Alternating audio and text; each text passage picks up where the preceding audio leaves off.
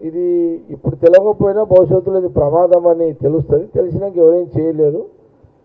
ఇది కొంత గమనించి ఏ రకంగా పోతే బాగుంటుంది అనేది కొంత ఆలోచన చేయాలని ఏదైతే అన్నారో ఇది తెలంగాణ ప్రజలే కాకుండా అన్ని రాజకీయ పార్టీలు ఆలోచన చేయాలని ముఖ్యమంత్రిగా చేసిన ఏదైతే ఉందో అది అందరూ కూడా గమనించి ఆలోచన చేసి సవరణలతో కూడుకున్న ఈ బిల్లు పాస్ అయ్యేటట్టుగా డీలిమిటేషన్ని తెలంగాణతో పాటు ఈ సౌత్ రాష్ట్రాలలో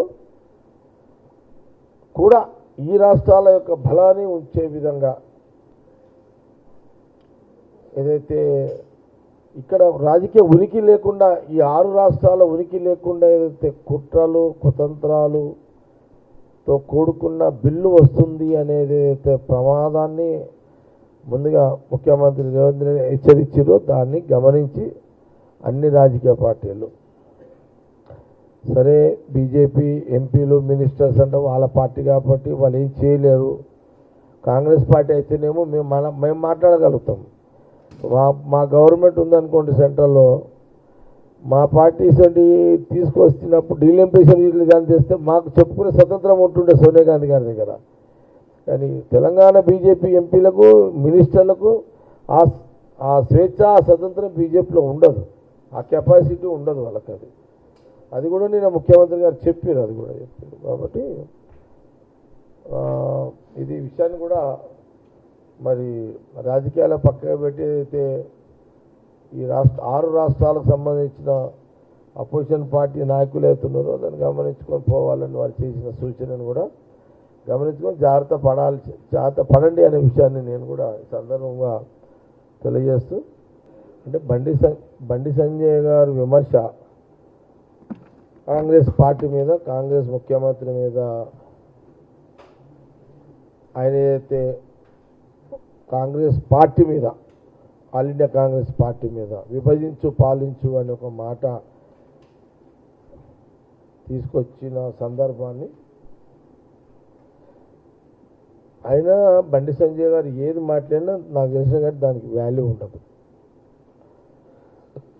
ఎందుకంటే బండి సంజయ్ గారు కేవలము విమర్శలకే పరిమితం, సవరణలకు కెపాసిటీ బండి సంజయ్కి లేదు. కాబట్టి ఆయన విమర్శలు సీరియస్గా తీసుకోవాల్సిన అవసరం లేదు అనేది కాంగ్రెస్ పార్టీ అభిప్రాయం.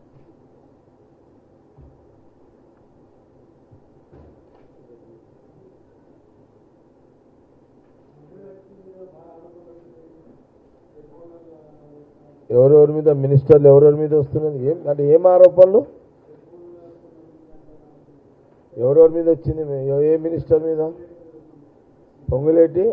పొంగులేటి రెవెన్యూ మినిస్టరు, ఇంకా సీతక్క, ఇంకా బట్టి విక్రమార్క, ఇంకా పొన్నం ప్రభాకరు,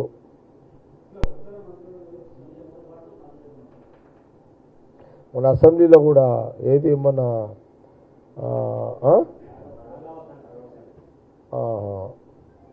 రాఘవ కన్స్ట్రక్షన్ మొన్న ఏది అసెంబ్లీలో మొన్న హరీష్ రావు భూముల మీద మీ రెవెన్యూ మినిస్టర్ మీద పెట్టిందాన్ని కదా. అంటే ఒకటి సహజంగా అధికార పార్టీ మీద ప్రతిపక్షము ఇప్పుడు మేము అధికార పార్టీ ఉన్నాము, అవతల ప్రతిపక్షం ఉంది. 2 రకాలుగా ఉంటుంది. ఒకటి ఉన్నది లేనిది ఉన్నట్టుగా చెప్పడం, ఉన్నది లేనట్టుగా చెప్పడం అనేది రాజకీయాలు సహజంగా విమర్శలు పై విమర్శలు ఇవన్నీ సహజంగా ఉండేటివి. ఇవన్నీ కూడా నేను నిన్న సేమ్ మీరు పొంగులేటి గారిది అడుగుతున్నారు కాబట్టి చెప్తున్నాను. నిన్న నేను మా నియోజకవర్గానికి ఇళ్ల జాగల విషయంలో నేను అడిగిన సందర్భంలో నన్ను ఎందుకు రెవెన్యూ మినిస్టర్ గారు ఒక మాట అడగాలన్నాను. ఒక మాట అన్నాడు రెవెన్యూ మినిస్టర్ గారు, మీకు ఒక మాట అడగాలనుకుంటున్నా అన్నాడు. అడగొచ్చు అని చెప్పినాను. మీ జిల్లా ఉంది కదా సంగారెడ్డి జిల్లా, మీ జిల్లాలో అన్ని వాల్యుబుల్ ల్యాండ్సే ఉన్నాయి కదా, ఈ చుట్టుపక్కల 3 జిల్లాలు వాల్యుబుల్, సంగారెడ్డి, రంగారెడ్డి, మేడ్చల్, ఇవే కదా.